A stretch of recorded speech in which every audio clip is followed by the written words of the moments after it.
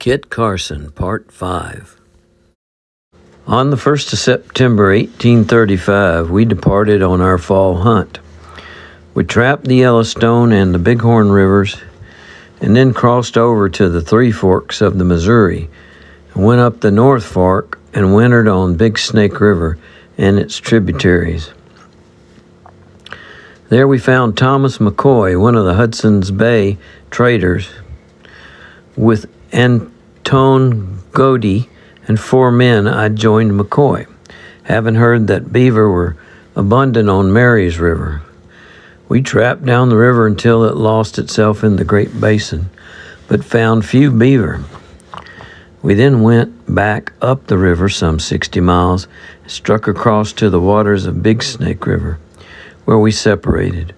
McCoy going to Fort Walla Walla, and the rest of us to Fort Hall. On our march, we found no game. The country was barren, and for many days we had nothing to eat but roots and blood, which we drew from our horses and cooked. On the 4th day, before we got to the fort, we met a party of Indians, and I traded with them for a fat horse. We killed it, feasted for a couple of days, and then concluded our journey to the fort in safety.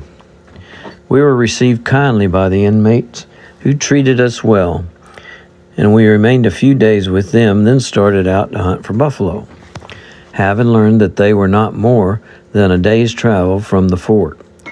We killed a good many and returned to the fort. The Blackfoot Indians must have seen us while we were hunting, for that night they came to the fort and stole every animal we had. We were encamped outside of the fort, but our animals were in one of the corrals belonging to it. During the night, the sentinel saw 2 men approach and let down the bars and drive out the animals. But supposing them to be our own men turning the animals out to graze, he didn't raise the alarm.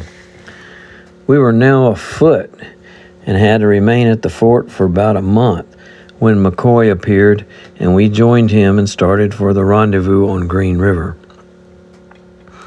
He had plenty of animals, and we purchased such as we needed from him.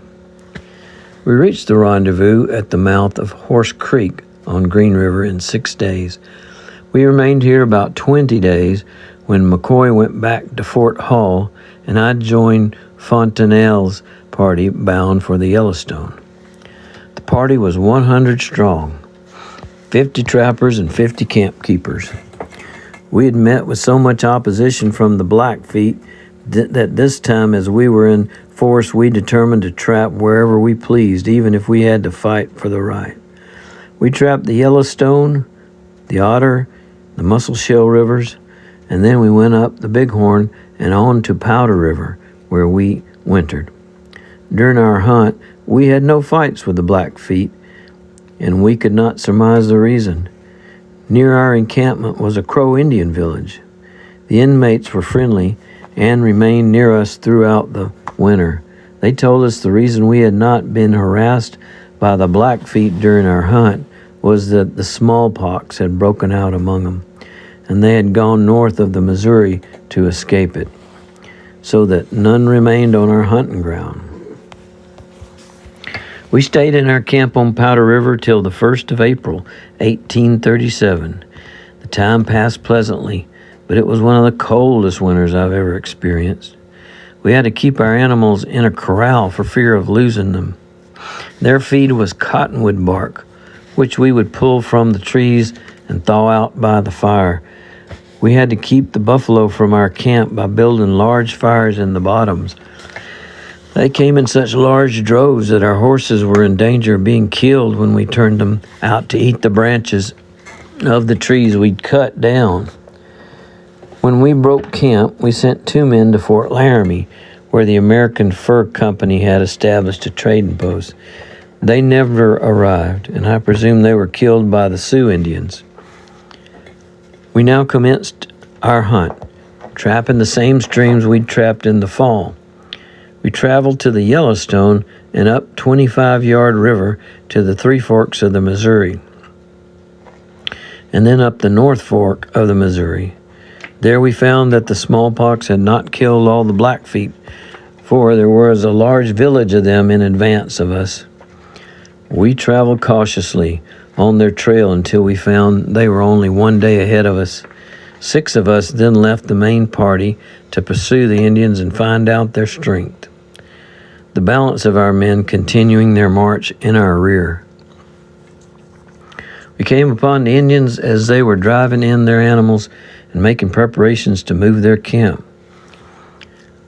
Then we rejoined our main party and told them of the movements of the Indians. We had come within 4 miles of their village, and as we were determined to try our strength to discover who had the best right to the country, I started for it with 40 men, 60 being left to guard the camp.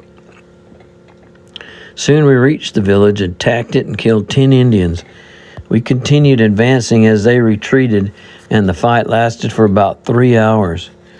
Our ammunition now began to give out. The Indians soon became aware of that fact, and realizing their advantage, turned upon us. We fought them as well as we could, retreating meanwhile towards our camp. They charged us repeatedly when we would turn and give fire. They would then retreat, and we would continue our course. As we were passing a point of rocks, the horse of one of our men, named Cotton, fell. He was held to the ground by the weight of his horse, while 6 Indians rushed forward to take his scalp. I dismounted, fired, and killed one of them, and the others retreated. By this time, Cotton had gotten free from the pressure on him and arisen, and remounting his horse, he made the camp. Meanwhile, my horse, frightened by my fire, broke away from me and joined the party in advance. Noticing a man named White at a little distance from me, I called to him, and as soon as he saw my predicament, he came to my rescue. I mounted behind him, and we continued our retreat and soon reached our camp. The Indians took possession of a pile of rocks about 150 yards distant and commenced firing on us. We returned their fire, but finding that no execution could be done, we concluded to charge them. It was the prettiest fight I ever saw. The Indians stood their ground for some time. I would often see a white man on one side of a rock and an Indian on the other side, not 10 feet apart, each dodging and trying to get the first shot. We finally routed them, taking several scalps and having several of our own men slightly wounded. This affair ended our difficulties with the Blackfeet for the present hunt. We continued up the North Fork of the Missouri to the head of Green River, when an express overtook us with the news that the annual rendezvous, summer of 1837, would be held on Wind River. We set out for that place and arrived in 8 days. Our equipments had come up from St. Louis, accompanied by some missionaries who were en route for the Columbia. There was also an Englishman, Sir William Stewart, who will be forever remembered for his liberality and his many good qualities by the mountaineers who had the honor of his acquaintance. Among the missionaries was old Father de Schmidt, who is now at the Catholic University of St. Louis. I can say of him that if ever there was a man who wished to do good, it was he. He never feared danger when duty required his presence among the savages, and if good works on this earth are rewarded hereafter, I am confident that his share of the glory and happiness in the next world will be great. End of Part 5.